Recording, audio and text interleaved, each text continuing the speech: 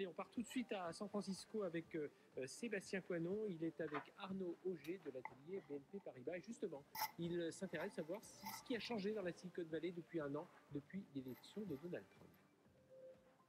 Ouais, Frédéric, toujours ici sous le soleil de San Francisco avec Arnaud Auger à présent, l'atelier BNP Paribas, ici donc au cœur de la Silicon Valley. Arnaud, bonsoir, bonjour. Bonsoir Sébastien. Toi, tu vis ici depuis des années, on t'interviewe régulièrement, moi à Paris, toi ici en Californie.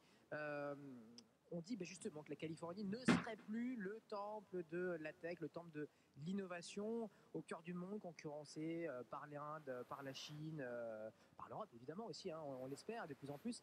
Comment tu regardes ça? Je crois que voilà, ici c'est pas forcément la perception qu'on a. On a l'impression qu'on est toujours les rois du monde, toujours très en avance, avec beaucoup d'idées, beaucoup de startups, beaucoup d'ingénieurs, de talents évidemment, et d'argent qui est continué à affluer. Bah oui, voilà, on voit que la Silicon Valley, c'est quand même la moitié des investissements donc, en venture capital des États-Unis et du coup un quart des investissements dans les startups dans le monde. Donc un petit bout de quelques kilomètres carrés qui concentre autant d'investissements, ça reste quand même l'épicentre de l'innovation. Ouais. Alors ça, effectivement, ce sont pour les chiffres. Après, sur la dynamique, tu as aujourd'hui moins d'emplois créés en 2017 qu'il y a même ne serait-ce que 2 ou 3 ans. On a divisé ce nombre, qu'on est passé de 100 000 à 30 ou 40 000 par an de nouveaux postes. Tu n'es pas sans ignorer la bulle et la spéculation immobilière, avec certes des salaires aussi mirobolants, mais qui n'arrivent même plus à suivre. Ça va être vendu 1 million, on n'est pas obligé d'être acheteur, tu vas me dire, mais même quand on loue, et j'imagine que c'est peut-être ton cas et ceux de tes collègues ici à San Francisco, ça coûte une fortune. Si tu n'as pas un bon salaire, la vie est très compliquée ici. Bah, ça coûte une fortune, mais l'argent est là. Donc du coup, si en même temps les entreprises sont prêtes à payer les salaires qui vont avec les coûts de la ville, ça continue à marcher. Alors en effet, après, ça pose des problèmes peut-être en termes politiques pour la ville, en termes de diversité démographique et le fait que les entreprises tech, elles s'accaparent un peu la ville à Silicon Valley. Mais c'est pas ça qui fait un obstacle. En effet, l'argent des entreprises de la tech est là et mine de rien, nos emplois créés, c'est pas l'alpha et l'oméga de la valorisation des entreprises. Les entreprises aujourd'hui se valorisent plutôt voilà, en termes de croissance. Et on voit dans les valeurs boursières, les boîtes les mieux cotées, c'est les boîtes tech. Ah, c'est le club des 5, il n'y a pas photo. Google, Apple, Facebook, Amazon, Microsoft, évidemment, toujours en tête, tu as raison. Et pas dans le bon ordre d'ailleurs. Hein. Microsoft est plutôt dans le haut du panier qu'à la fin. Je profite de t'avoir aujourd'hui là pour parler de des thèmes forts ici hein, dans la Silicon Valley. Et c'est pas nouveau, mais il est encore plus prégnant en 2017 avec Trump, avec les scandales aussi, Weinstein et autres à Hollywood, sur la diversité. La diversité ici qui est vécue vraiment au sens large, hein, qui inclut le genre, donc de sexe, discrimination envers les femmes, envers les personnes de couleur, envers les personnes handicapées aussi. Ici, c'est très présent. Oui, c'est très présent. Bon, on le voit notamment à Dreamforce, puisque Salesforce, notamment Mark Benioff, a mis un accent très fort dessus. D'ailleurs, il a nommé un Chief Equality Officer, donc CEO, pour montrer vraiment qu'il est aussi important que lui, que la diversité dans son entreprise est extrêmement importante. On le voit du coup à l'événement à Dreamforce, qui est donc la conférence annuelle de Salesforce.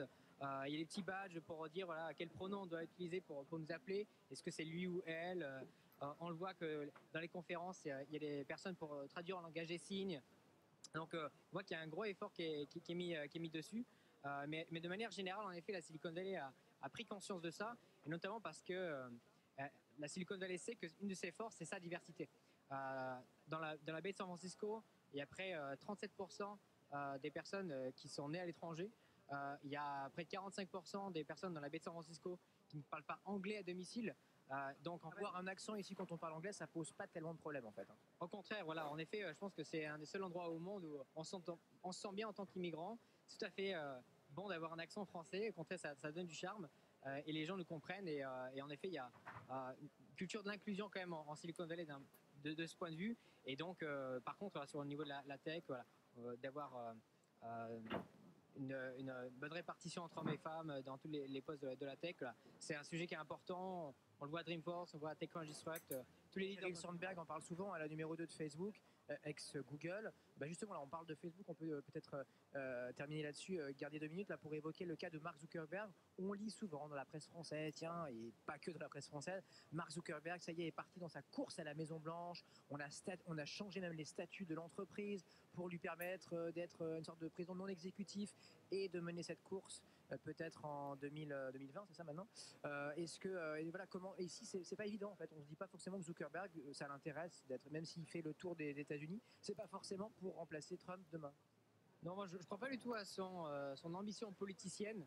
Je pense qu'il a conscience de l'impact qu'il peut avoir au sein de Facebook, au sein de sa fondation, et que les statuts sont plutôt réglés en ce sens-là pour qu'à terme il puisse peut-être plus s'occuper encore de sa fondation. Mais je ne pense pas du tout qu'il ait d'ambition politicienne. Il a conscience qu'avec plusieurs milliards d'utilisateurs sur sa plateforme, voilà, Facebook c'est 20% de l'Internet aujourd'hui en termes d'usage. Il va plutôt se concentrer là-dessus, il a conscience de ça. Et par contre, voilà, il va en effet prendre soin de son image, parce que son image, c'est aussi celle de Facebook. Et si on a un patron de Facebook qui est consciencieux des gens de cette société, ben Facebook aura une meilleure image, ou au moins ça fera un rempart à des polémiques qu'il pourrait avoir au cas contraire. La communication, oui, peut-être sûrement, mais de la communication politique, pas forcément. Pas forcément, non. Merci beaucoup Arnaud. Merci à vous. Bonne soirée, on se retrouve à l'atelier BNP Paribas. On vous retrouve les équipes à Paris et à San Francisco toutes les semaines, hein, tous les mercredis soirs dans Tech & Co sur BFM Business. Je te repasse la parole, Fred. À tout à l'heure. À tout à l'heure et surtout, voilà, toute la semaine, Sébastien Coinon est à San Francisco pour nous donner des nouvelles de la Silicon Valley avec des startups, des investisseurs, des entreprises aussi françaises établies là-bas ou en visite aux États-Unis pour nous donner leurs impressions. Ce sera recueilli donc par Sébastien Coinon qui est là-bas avec nous toute la semaine. Allez, nous